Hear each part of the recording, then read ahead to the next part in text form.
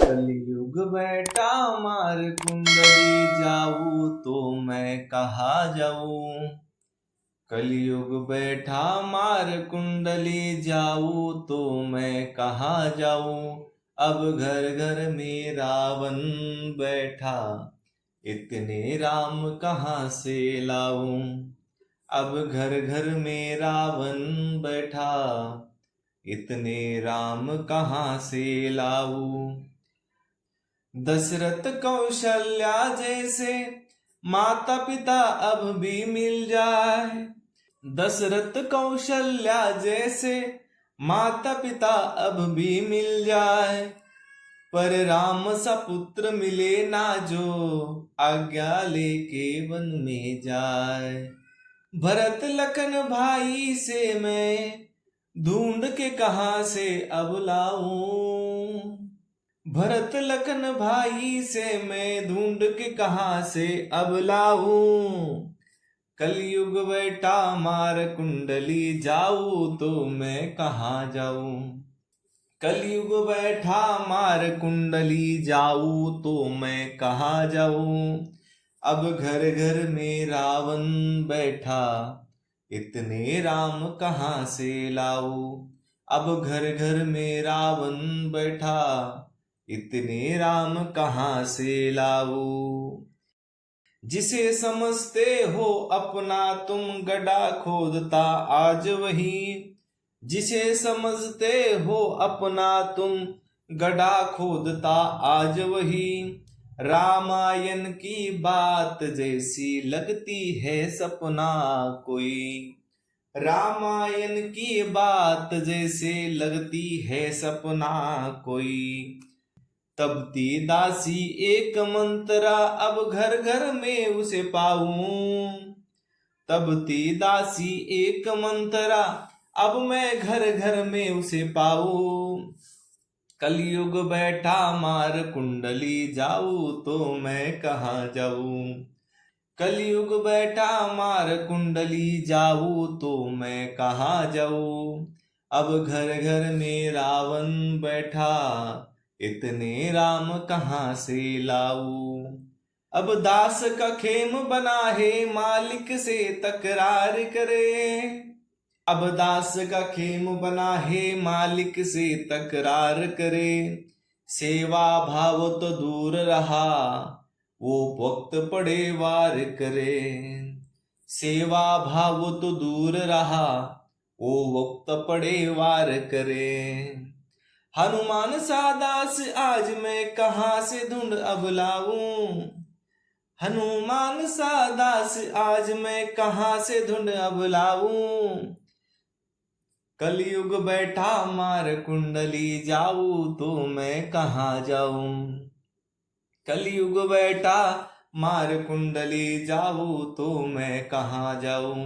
अब घर घर में रावण बैठा, इतने राम कहां से लाऊं। अब घर घर में रावण बैठा, इतने राम कहां से लाऊं।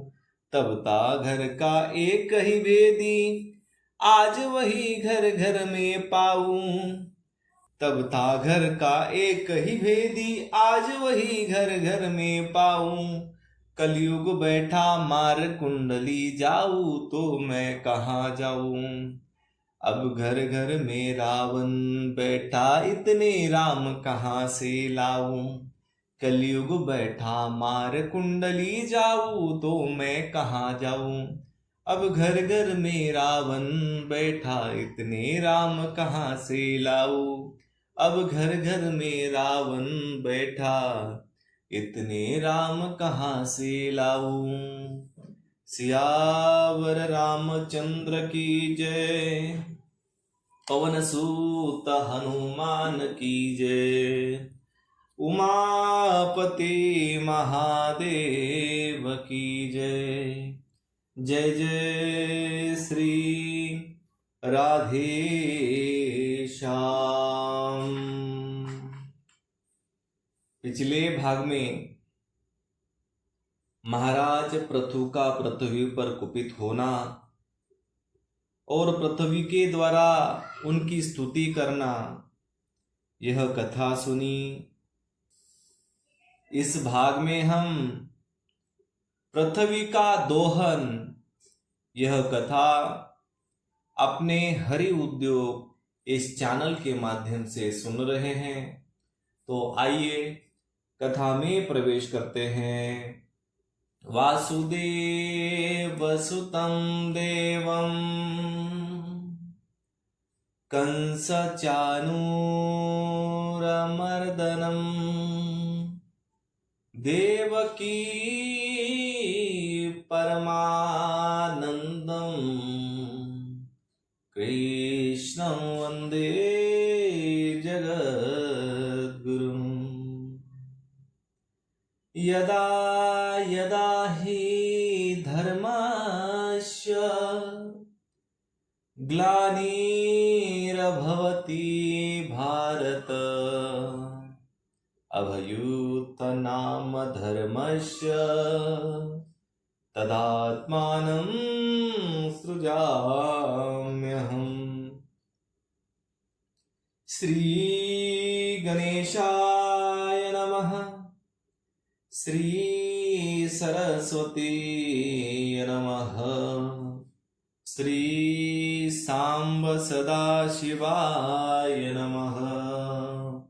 ओम परमात्मने नमः। श्री मैत्रेय जी कहते हैं, विदुर जी, इस समय महाराज पृथु के होठ क्रोध से कांप रहे थे।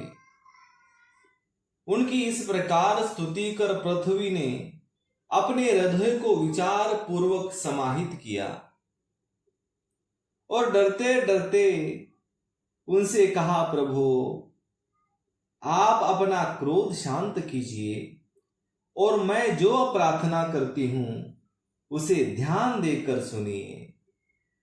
बुद्धिमान पुरुष भ्रमर के समान सभी जगह से सार ग्रहण कर लेते हैं। तत्वदर्शी मुनियों ने इस लोक और परलोक में मनुष्यों का कल्याण करने के लिए कृषि, अग्निहोत्र आदि बहुत से उपाय निकाले और कामों में लिए हैं। उन प्राचीन ऋषियों के बताए हुए उपायों का इस समय भी जो पुरुष श्रद्धा पूर्वक भली भांति आचरण करता है वह सुगमता से अभीष्ट फल प्राप्त कर लेता है। परंतु जो अज्ञानी पुरुष उनका अनादर करके अपने मन कल्पित उपायों का आश्रय लेता है, उसके सभी उपाय और प्रयत्न बार बार निष्फल होते रहते हैं। राजन, पूर्व काल में ब्रह्मा जी ने जिन धान्य आदि को उत्पन्न किया था, मैंने देखा कि यम नियम आदि व्रतों का पालन न करने वाले दुराचारी लोग ही उन्हें खाए जा रहे हैं। लोक रक्षक आप राजा लोगों ने मेरा पालन और आदर करना छोड़ दिया, इसीलिए सब लोग चोरों के समान हो गए हैं। इसी से यज्ञ के लिए औषधियों को मैंने अपने में छिपा लिया। अब अधिक समय हो जाने से अवश्य ही वे धान्य मेरे उदर में जीर्ण हो गए हैं। आप उन्हें पूर्वाचार्य के बताए हुए उपाय से निकाल लीजिए। लोकपाल वीर, यदि आपको समस्त प्राणियों के अभिष्ट एवं बल की वृद्धि करने वाले अन्न की आवश्यकता है तो आप मेरे योग्य बछड़ा, दोहन पात्र और दोहने वाले की व्यवस्था कीजिए। मैं उस बछड़े के स्नेह से पिनहा कर दूध के रूप में आपको सभी अभीष्ट वस्तुएं दे दूंगी। राजन, एक बात और है, आपको मुझे समतल करना होगा जिससे कि वर्षा ऋतु बीत जाने पर भी मेरे ऊपर इंद्र का बरसाया हुआ जल सर्वत्र बना रहे। मेरे भीतर की आर्द्रता सूखने न पावे, यह आपके लिए बहुत मंगलकारक होगा। पृथ्वी के कहे हुए ये प्रिय और हितकारी वचन स्वीकार कर महाराज पृथु ने स्वयंभू मनु को बछड़ा बना के अपने हाथ में ही समस्त धन्यों को दोह लिया। पृथ्वी के समान अन्य विज्ञ जन भी सब जगह से सार ग्रहण कर लेते हैं, अतः उन्होंने भी पृथ्वी जी के द्वारा वश में की हुई वसुधारा से अपनी अपनी अभीष्ट वस्तुएं दोह ली। ऋषियों ने बृहस्पति को बछड़ा बनाकर इंद्रिय मन श्रोत्र रूप पात्र में पृथ्वी देवी से वेद रूप पवित्र दूध दुहा। देवताओं ने इंद्र को बछड़े के रूप में कल्पना कर स्वर्णमय पात्र में अमृत, वीर्य, मनोबल, ओज, इंद्रिय बल और शारीरिक बल रूप दूध दुहा। दैत्य और दानवों ने असुर श्रेष्ठ प्रहलाद जी को वत्स बनाकर लोहे के पात्र में मदिरा और आसव, ताड़ी आदि रूप दूध दुहा। गंधर्व और अप्सराओं ने विश्वावसु को बछड़ा बनाकर कमल रूप पात्र में संगीत, माधुर्य और सौंदर्य रूप दूध दुहा। श्राद्ध के अधिष्ठाता महाभाग पितृगण ने आर्यमा नाम के पितृेश्वर को वत्स बनाया तथा मिट्टी के कच्चे पात्र में श्रद्धा पूर्वक कव्य पितरों को अर्पित किया जाने वाला अन्न रूप दूध दुहा। फिर कपिल भगवान को बछड़ा बनाकर आकाश रूप पात्र में सिद्धों ने अनीम आदि अष्ट सिद्धि तथा विद्याधरों ने आकाश गमन आदि विद्याओं को दुहा। किम पुरुष आदि अन्य मायावियों ने माय दानव को बछड़ा बनाया तथा अंतर ध्यान होना, विचित्र रूप धारण कर लेना आदि संकल्पमयी मायाओं को दुग्ध रूप से दुहा। इसी प्रकार यक्ष, राक्षस तथा भूत पिशाच मांसाहारियों ने भूतनाथ रुद्र को बछड़ा बनाकर कपाल रूप पात्र में रुधिरा स्वरूप दूध दुहा। बिना फन वाले सांप, नाग और बिच्छू आदि विषैले जंतुओं ने तक्षक को बछड़ा बनाकर मुख रूप पात्र में विषरूप दूध दुहा। पशुओं ने भगवान रुद्र के वाहन बैल को वत्स बनाकर वनरूप पात्र में तृण रूप दूध दुहा। बड़ी बड़ी दाढ़ों वाले मांस बक्षी जीवों ने सिंह रूप बछड़े के द्वारा अपने शरीर रूप पात्र में कच्चा मांस रूप दूध दुहा तथा गरुड़ को वत्स बनाकर पक्षियों ने कीट पतंग आदि चर और फलादि अचर पदार्थों को दूध रूप से दुहा। वर्षों ने वटों को वत्स बनाकर अनेक प्रकार का रस रूप दूध दुहा और पर्वतों ने हिमालय रूप बछड़े के द्वारा अपने शिखर रूप पात्रों में अनेक प्रकार की धातुओं को दुहा।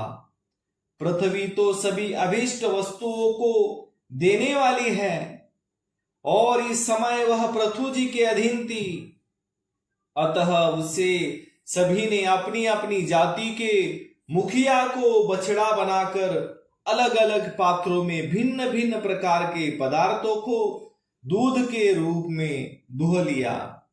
कुरुश्रेष्ठ विदुर जी, इस प्रकार पृथु आदि सभी अन्न भोजियों ने भिन्न भिन्न दोहन पात्र और वत्सों के द्वारा अपने अपने विभिन्न अन्न रूप दूध पृथ्वी से दुहे।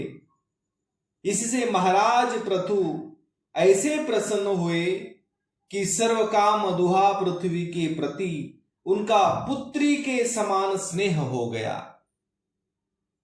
और उसे उन्होंने अपने कन्या के रूप में स्वीकार कर लिया। फिर राजाधिराज पृथु ने अपने धनुष्य की नोक से पृथ्वी को फोड़कर इस सारे भूमंडल को प्रायः समतल कर दिया। वे पिता के समान अपनी प्रजा के पालन पोषण की व्यवस्था में लगे हुए थे। उन्होंने इस समतल भूमि में प्रजा वर्ग के लिए जहां तहां यथा योग्य निवास स्थानों का विभाग किया। अनेकों गांव, कस्बे, नगर, दुर्ग, अहीरों की बस्ती, पशुओं के रहने का स्थान, प्रजा का पालन पोषण की व्यवस्था में लगे हुए थे। वे पिता के समान अपनी प्रजा के पालन पोषण की व्यवस्था में लगे हुए थे। उन्होंने इस समतल भूमि में प्रजा वर्ग के लिए जहां तहां यथा योग्य निवास स्थानों का विभाग किया। अनेकों गांव, कस्बे, नगर, दुर्ग, अहीरों की बस्ती, पशुओं के रहने का स्थान, छावनियां, खाने, किसानों के गांव, पहाड़ों की तलहटी के गांव बसाए। महाराज पृथु से पहले इस पृथ्वी तल पर पूर्ण ग्रामादिक विभाग नहीं था। सब लोग अपने अपने सुविधे के अनुसार बेखटेक जहां तहां बस जाते थे। तो आज के लिए इतना ही। कर्पूर गौरम करुणावतारम संसार सारम भुजगेन्द्रहारम सदा वसंतम हृदयारविंदे भवं भवानी सहितं नमामि। सियावर रामचंद्र की जय, पवन सूत हनुमान की जय, उमापति महादेव की जय। जय जय श्री राधे श्याम। शेष चर्चा अगले भाग में।